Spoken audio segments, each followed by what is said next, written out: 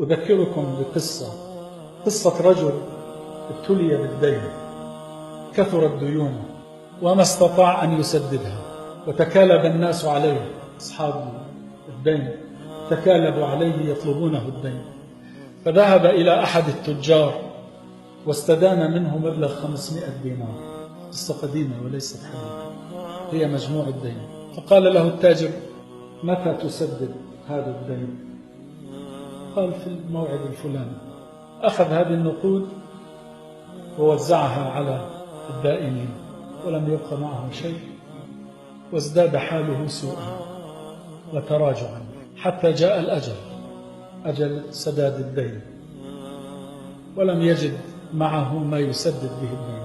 فجاء إليه صاحب الدنانير وقال له: جاء أجل الدين. قال: والله لا أملك منها شيئا.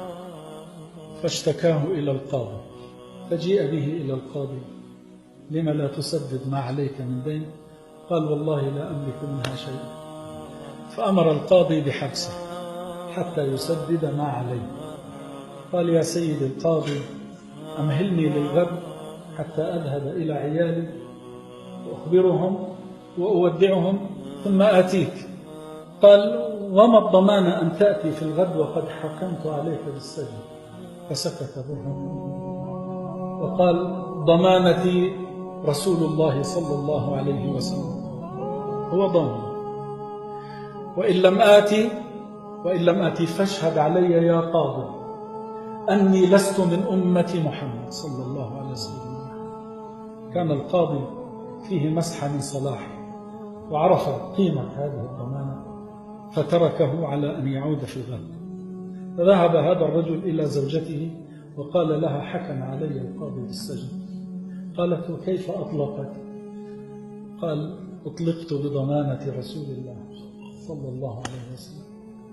قالت له: وقد ألهمها الله، طالما أن رسول الله صلى الله عليه وسلم هو ضمانتك، فتعال بنا نصلي على رسول الله.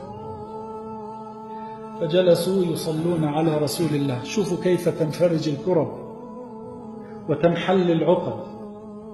وهم يصلون على رسول الله ناموا، فرأى رسول الله صلى الله عليه وسلم في المنام. قريب يا إخوان، قريب جدا، لكن ننظف قلوبنا سودت من قلة الذكر ومن قلة الصلاة عليه صلى الله عليه وسلم.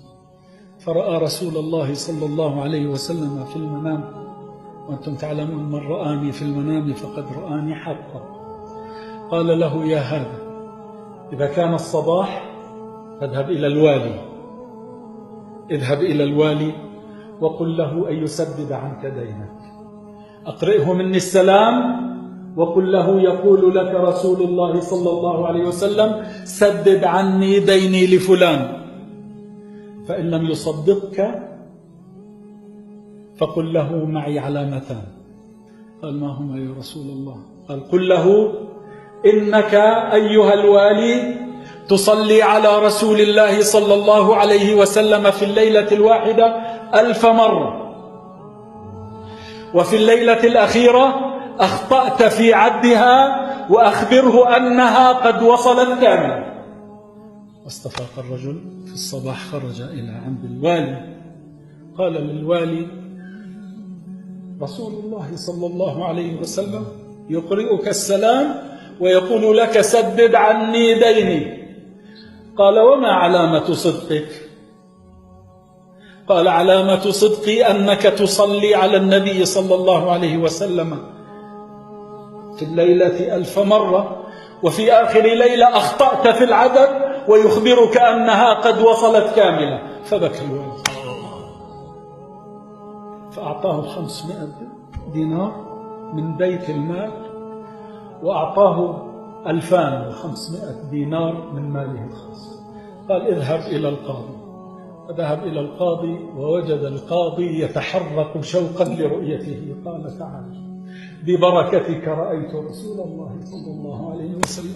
وإذا بالقاضي يجهز 500 دينار إلى جواره ويقول: خذ هذه الأموال وسدد بها دينك، فإني رأيت رسول الله. القاضي فإني رأيت رسول الله صلى الله عليه وسلم يقول: إذا سددت عن هذا دينه وفينا عنك يوم القيامة. وإذا بالباب يطرق، وإذا بصاحب الدين يأتي يقبل الرجل ويقول: تعال ببركتك رأيت رسول الله صلى الله عليه وسلم يقول لي: إذا عفوت عن هذا عفونا عنك يوم القيامة، وهذه 500 درهم أخرى هي لك. جاء مديون 500 دينار وعاد إلى بيته ب4,000 دينار ودينه قد سدد.